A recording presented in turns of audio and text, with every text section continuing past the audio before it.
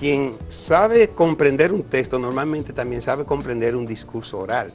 Y esta sociedad cada vez más se transforma en una sociedad de la oralidad. Entonces hay un discurso focalizado que las personas dicen lo que el otro quiere oír. Entonces en un contexto enfatizan un elemento, omiten otro y en el otro enfatizan otros elementos dependiendo de lo que va a hablar. Hay un silencio de cobardía, de que políticamente no me atrevo sabiendo que esto es lo que va, pero si lo digo pierdo voto. Lo vimos con las 3 causales.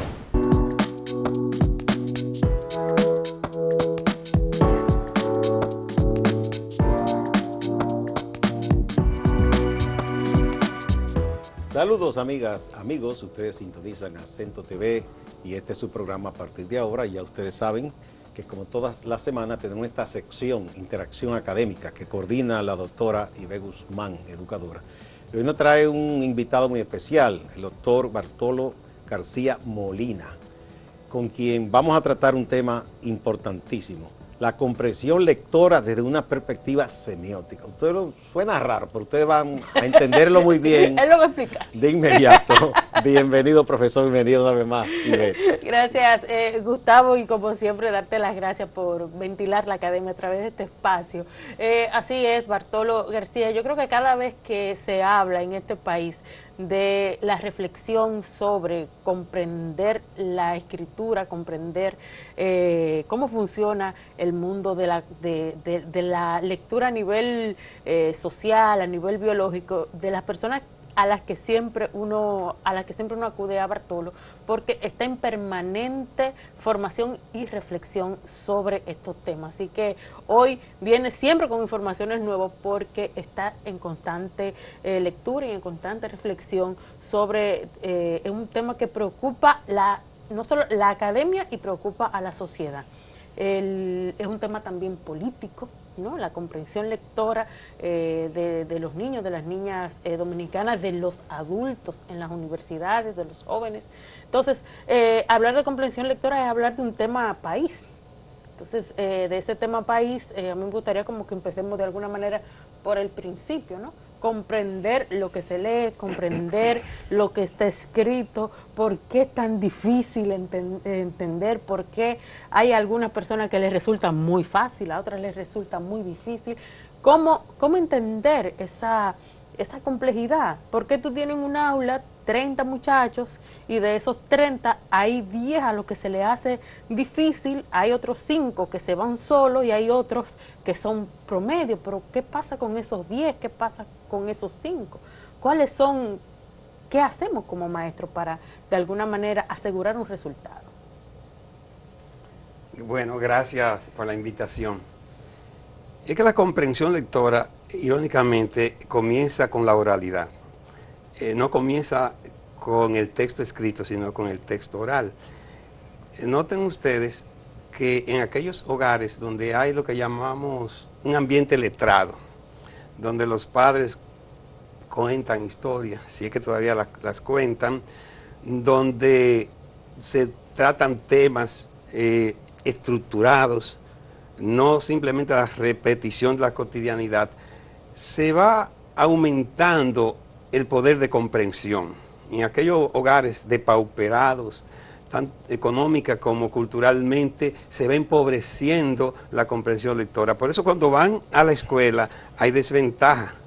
Las niñas y los niños que vienen de hogares con ambiente letrado tienen, aún sin saber leer textos escritos, saben comprender porque ya han desarrollado un proceso temprano de estímulo a la zona del cerebro que tienen que ver con la comprensión. Entonces, como muy bien apuntas, hay un problema de fondo político, un problema social, porque con el desnivel de comprensión lectora también se profundizan desniveles económicos, sociales y políticos.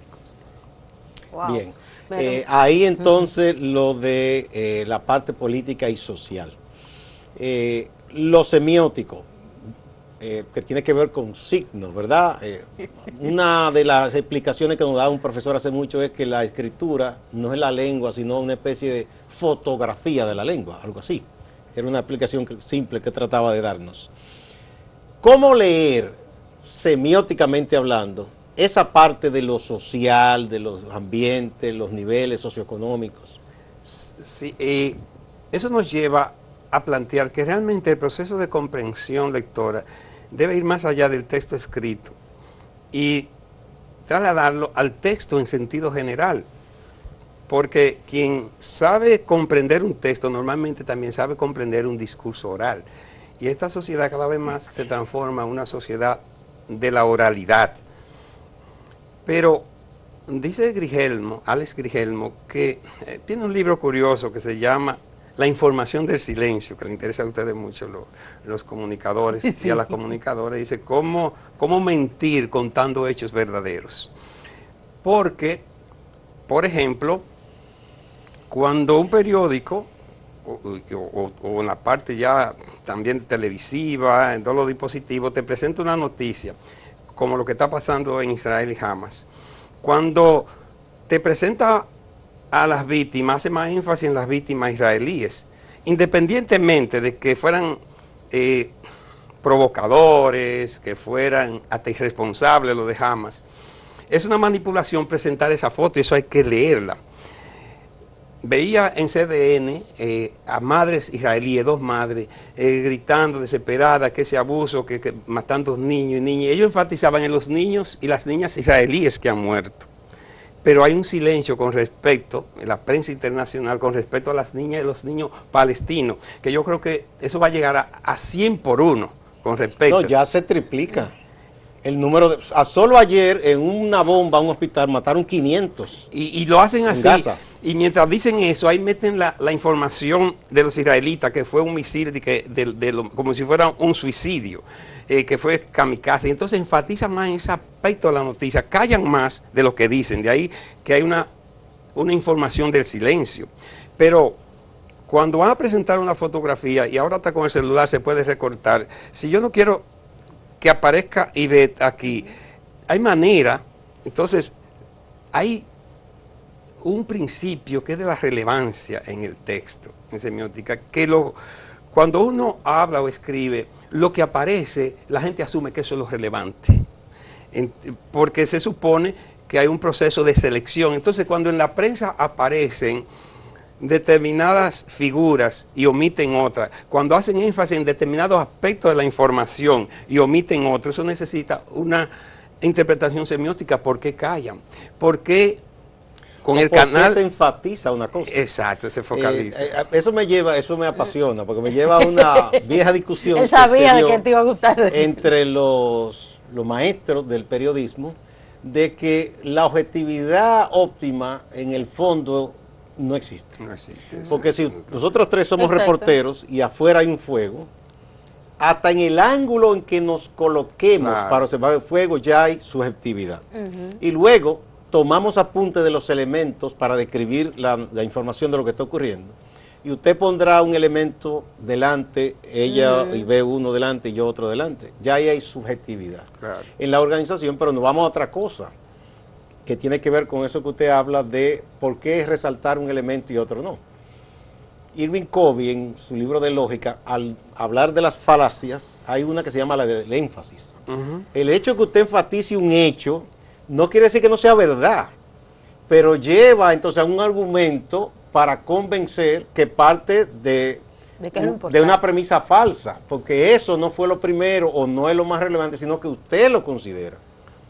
Y ahí hay todo un engaño en el discurso para convencer. Lo usan mucho los abogados muchas veces en estrado también. Sí, y eso lleva a la focalización también del discurso. Por ejemplo, Abel Martínez en Santiago decía hace tal vez 2 semanas que se robaron el canal, que esto es irresponsable. Después va a la frontera a hablarle a los comerciantes. Esa frontera solo debe estar cerrada para el narcotráfico, para la parturienta, pero no para los comerciantes. Entonces hay un discurso focalizado que las personas dicen lo que el otro quiere oír. Entonces en un contexto enfatizan un elemento, omiten otro y en el otro enfatizan otros elementos dependiendo de lo que va a hablar. El que va a leer tiene que leer también los silencios, porque muchas veces el silencio está cargado de información.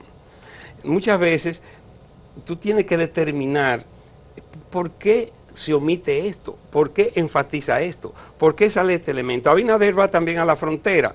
Y esas, no crean que primero seleccionan las fotos que van a salir. Luego, esas fotos... La imagen es información también. Sí, ¿quién va a aparecer al lado? ¿Por qué aparece Limber? ¿Por qué no aparece fulano? ¿Por qué no aparece esto? Todas esas lecturas, por decir nada más, quedando en el ámbito periodístico, porque eso aparece en todo, porque hoy se habla incluso de una lectura multimodal, de que el texto hoy no aparecen solo las palabras. No, la imagen, cada vez más la imagen comunica mucho. Hay muchas imágenes, hay muchos videos. O sea, hoy la comunicación o la lectura de algún modo tiene que ser multimodal, pero teniendo el texto como el centro y los otros como paratexto, que en lo que yo no estoy de acuerdo que sea de que una lectura multimodal, como que cada elemento tenga el mismo peso que el texto central. Ahora que usted habla de eso, yo le decía a unos amigos del PLD, que somos amigos, yo le decía, mire, aconséjenle, no sé quién está en la parte de propaganda, hay una valla que pone el amigo Abel Martínez que no le convienen, porque él tiene un lema que dice, aguanta que falta poco. Si tú le dices a alguien que aguante es porque tiene una angustia terrible, entonces tú no puedes salir como un artista riéndote porque parece una burla. Es decir, la imagen de él no encaja con el lema. Ahora, si él sale, quizás poniendo la mano en el hombro a una persona que está apesadumbrada, encajaría mejor. Pero es totalmente... Son dos discursos distintos. Totalmente, porque parece muy bien sacado y riéndose, parece un artista en un CD. Y al mismo tiempo le dice a la gente que aguante. Y si a eso tú le sumas el contexto pragmático de que qué imagen se tiene de él. Esto no es personal, pero la gente cree que es un narcisista. Entonces, cuando tú ves una persona que ya está reforzado en las representaciones mentales como un bonitón y que presume de eso, y que encima, cuando debe aparecer, aunque sea actuando, porque actuar no es fingir, yo creo que sí, que se debe actuar. Realmente la lectura, incluso un buen lector es un buen actor. Y el político es un actor. Sí, y los profesores. Por excelencia. Es más, dice que todo buen profesor debe ser un actor, aunque no todo buen actor sea un profesor, pero porque tiene que creerse el papel que está desarrollando. Entonces, al ver esta imagen, refuerza por donde tú vas. Se puede ver o como una ridiculez, en el mejor de los casos, o como una burla. Sí. Vamos a un puntito aquí y volvemos con este tema apasionante. Usted me ha metido en lo que a mí me gusta, profesor.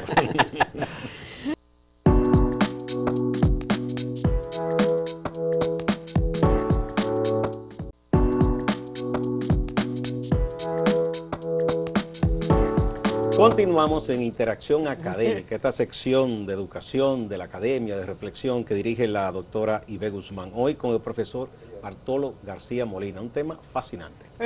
Hablamos de comprensión lectora y de todos los elementos que tienen que ver con la comprensión lectora, que no necesariamente son leer, la interpretación de los silencios. ¿Cuáles tipos de silencios entonces vamos a clasificar? Porque si el silencio es tan importante, es tan importante lo que se dice como lo que se calla, entonces vamos a clasificar aquello que se calla, ¿verdad? Sí, realmente el silencio se puede ver hasta como el telón de fondo de la palabra. Sin silencio no hay palabra. De hecho, para que ustedes me puedan escuchar tienen que hacer silencio. Entonces, ese telón de fondo es diverso y da también diversidad de tipos de silencio. Realmente el silencio comienza desde la misma lengua. Desde que uno conceptualiza, ya está callando aspectos. Cuando yo digo mujer, estoy poniendo de relieve, viene de los aspectos o rasgos relevantes de ese concepto e inhibo otro. En la metáfora, y a mí me fascina la metáfora, para que una metáfora funcione hay que callar determinados elementos, porque si no, diría tanto que no dice nada. Y hay que activar determinados rasgos, si no, no funcionaría. Por eso la metáfora se ve hoy más que desde la literatura, desde la cognición, desde la lingüística cognitiva. Sí. Y así continuamos y vemos, bueno, omisiones de sintagmas que por cualquier razón uno encuentra que sería una repetición o que es innecesario, omisión de sujeto, o sea que de la misma lengua hay un proceso de silencio para que pueda funcionar bien. Entonces podríamos hablar de un silencio que es intrínseco a la misma lengua, pero es un silencio pragmático que por el contexto hay cosas que no se dicen hay palabras que no se dicen. Existe la cortesía pragmática, que si estamos entre homosexuales, y yo lo sé, no voy a hablar de manera desenfadada del homosexual y hago determinado silencio, y eso es prudente, de manera que hay un silencio, los tabúes son silencio pragmático que hay que hacerlo, y funciona la lengua así. La religión misma. Bueno, las religiones, si tú estás hablando entre religiosos por consideración, por ejemplo, yo soy ateo, pero yo no voy a hacer una religión del ateísmo, porque están... Ahora, en determinado contexto que yo necesite expresar mi punto de vista, porque crean tal vez que están engatusando o por lo que fuera, yo podría hablar, pero como no soy un militante de eso, porque no veo la prudencia. Ahora, hay un silencio político que va por de Gustavo, estaba en un silencio que se hace a veces como autocensura. Dice, lo dicen los políticos, dicen no puedo decir esto porque no me conviene ahora. Sí, lo que llaman políticamente correcto. Exacto. Que no es solo lo que se dice, sino lo que no se dice. Hay un silencio de cobardía, de que políticamente no me atrevo, sabiendo que esto es lo que va, pero si lo digo pierdo voto. Lo vimos con las 3 causales. Hay personas que saben que es insostenible. Para mí es insostenible un discurso anti 3 causales. Y hay gente que lo sabe, pero tienen miedo porque le tienen miedo a las iglesias y a la ignorancia y a los prejuicios. Son silencio político. Hay silencio, y lo decía, no hay gente que silencie más. Como lo dice, hay un país en el mundo, de los abogados. Dice, ese silencio que habla Pedro Mir en el poema Un país en el mundo. Y el ejemplo que tú ponías, resaltan, pero cuántas cosas no sabía ese abogado, bueno, no lo dijiste en el aire, sí. Cuántas cosas no saben los abogados que son ciertas y las callan. De sus defendidos, de sus clientes. Y enfatizan, y decir, ¿cómo es posible? Los políticos, los abogados, la misma religión. Por ejemplo, a la luz de la Biblia, tú podrías defender la homosexualidad. De hecho, Sergio y Baco son 2 santos y eran pareja. Y que si tú quisieras defender hasta la luz de la iglesia, Perpetua. En el caso de Natán también se menciona muy evidentemente el amor de Natán por otro hombre. Exacto. Y Santa Perpetua y Santa Felicita eran pareja. Entonces, pero como murieron mártires, la hicieron santa. Entonces, ¿qué hizo la iglesia? Cayó la parte de la homosexualidad. Sí, y eso yo lo veo válido en determinados momentos. Lo que no es válido cuando se hace con mala fe. O si se involucra un menor. Si eso es un abuso. No, y el silencio de mala fe, y de cobardía, y de oportunismo, de manipulación. Porque yo creo que hay verdades que reclaman ser dichas en determinado contexto, cuando se es responsable. Hay verdades que no se deben callar, y otras que se pueden hacer. Hay una expresión que tenía un maestro de la política, que hoy dice un amigo mío que es un abuelo, por sus ideas, que es Lenin, que Juan Bosch decía que era un genio político, y mucha gente lo considera un hombre con una visión de lo que es un partido centralista, de cuadro y demás. Bueno, Lenin decía una expresión que la usa mucho la gente de izquierda. Decir la verdad es revolucionario, pero es más revolucionario saber cuándo se dice esa verdad. Decía porque a veces, por ejemplo, un presidente de un país como República Dominicana, a veces se sabe, y el que ha estado más o menos cercano de un gobierno sabe, cosas que pone Estados Unidos, por ejemplo. Muy sutilmente, pues dice, mire, tal cosa, no estamos de acuerdo. Tienen que tragar en seco y aceptarlo, porque si se oponen, usted sabe lo que viene. Es un abuso, o sea, se disimula en los ámbitos públicos, pero es un hegemón. Entonces, los gobiernos tienen a veces que hacer silencio, porque no le dan pao. Y hay un silencio precisamente, yo diría, un silencio discursivo.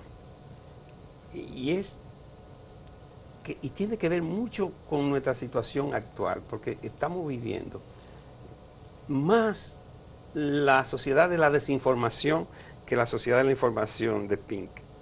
Entonces, decía Roland, la gente decía Roland, pero si era francés, Roland Barthes, que el nacimiento del lector es a costa de la muerte del autor.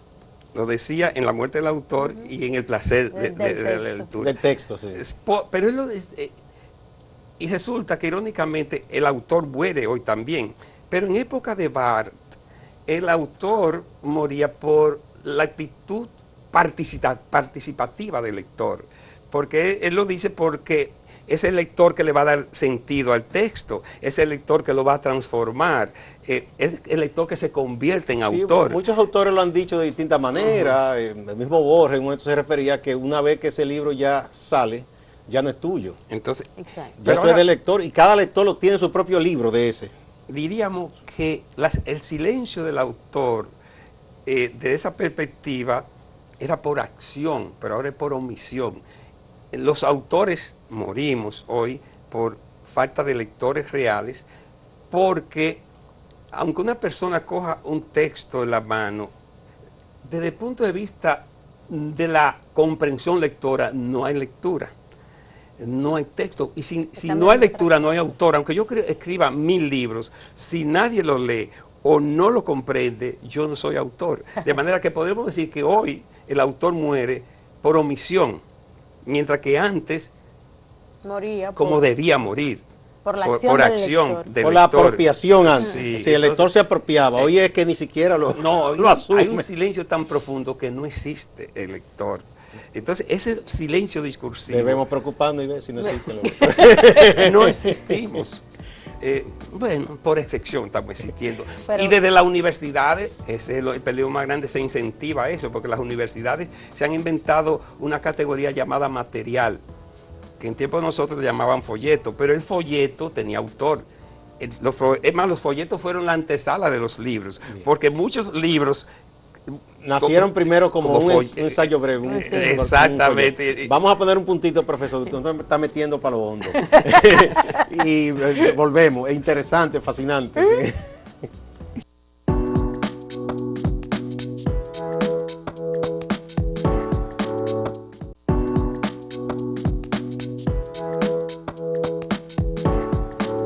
Doctora Ibe Guzmán, continuamos. Paradójicamente la academia, la escolarización nace con la imprenta y el libro, y hoy es la propia academia que destierra al libro de su centro.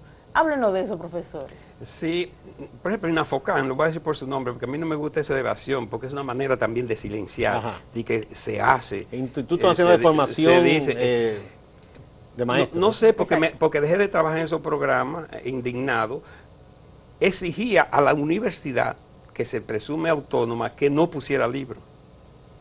Que no, como que es una frescura de los profesores ponerle libro. ¿Y cuál es la lógica de eso? Porque le pongan materiales, porque ellos financian a esos pobres estudiantes, ellos dan su beca y que cómo lo van a poner a comprar libros, que le preparen materiales. Entonces, las universidades, uno de los daños de las plataformas, no estoy en contra de la tecnología, estoy en contra del uso mecanizado que se hace. Colocan pedazos del libro, y pedazos del libro no es leer. Es más, hablando del silencio, cuando le ponen un capítulo de un libro, están silenciando todo el libro. Ay, pero eso sí es terrible, porque un capítulo, ¿acaso hay un esbozo de lo que vendrá? Entonces, si se quedan ahí... Y se pierde las relaciones fóricas, porque todo el texto tiene relaciones internas, remite, etcétera. Y entonces a los profesores hasta les roban, o a los escritores, pedazos y lo colocan en línea, y parece que la ley sí lo permite, porque dice que para fines educativos se puede. Pero no es tanto lo económico, el daño que le están haciendo a los estudiantes, que a veces ni siquiera, a veces no, la mayoría de los casos no sabe quiénes son los autores. No saben. Ni siquiera eso les dicen. No, porque le ponen... cuando usted le dicen un material, lo que le están diciendo es pedazo de libros robados o de texto por ahí. Por eso yo digo que existe un materialismo didáctico por relación. Que no tiene que ver con la filosofía. Un materialismo didáctico porque que es todo lo que no es libro. Oye, oposición, materialismo didáctico a libros. Pero sí quedan profesores que recomiendan autores y libros. Que es la excepción, cada vez son menos, porque como que se acomodan. Se acomodan porque tú poner un libro y ponerlo a discutir, tú tienes que leerlo, o tienes que preparar todo un ambiente y con 40 horas de clase y por ahí María se va. El resultado es lo que tenemos. Pero una generación crítico y grave. Una generación que no lee ni sabe leer. Y para colmo, los dispositivos cada vez se convierten en una conspiración. Acaba de salir una investigación encabezada por la Universidad de Valencia, con 300.000 lectores. Y han descubierto, han llegado a una conclusión, que los dispositivos son un condicionamiento para mellar la capacidad de comprensión lectora. Y yo pensaba, bueno, tal vez para nosotros los dinosaurios, que ya tenemos un condicionamiento con hacia el texto, pero oh, sorpresa, los niños de 10 años tienen mucho más dificultad para comprender los llamados, bueno, todos eran nativos digitales, que los de 14 y así sucesivamente. Mientras más temprano comienza el contacto con los textos digitales, menor es el desarrollo de la comprensión lectora. Bueno, se está revisando en muchos países y están volviendo al libro de papel. Sí. Países muy avanzados en la educación. Como Bélgica, que fue pionera. Y Austria también. Entonces, y yo decía, ¿por qué? Uno dice, ¿por qué eso? Bueno, porque hay un condicionamiento, es más rápido, hay muchos distractores, tienen menos capacidad de concentración. Y tiene mucha lógica. Al principio yo no le encontraba lógica. Es que cuando se va a leer hay una predisposición. No es de que si usted va a leer en Facebook y hay un texto largo, yo no culpo a la gente. Es que la gente entra a las redes sociales con una mentalidad de evasión. De pasada. De pasada. Y si tuvo un texto largo, eso te roba todo el tiempo. Brillo de la pantalla es agresor. Bien, pero yo creo que hay que hacer una segunda parte, porque yo me quedé con hambre. Ya lo sabes. Y eso que no nos metimos más con Bartes y eso, que es una de mis pasiones. Muchas gracias, profesor. Siempre. Bartolo García Molina, y a la doctora también, Ivette Guzmán, por este diálogo tan interesante. Qué importante. Muchas gracias. Gracias a ustedes también, amigas y amigos. No se vayan, que hay más en Acento TV y Acento Portal.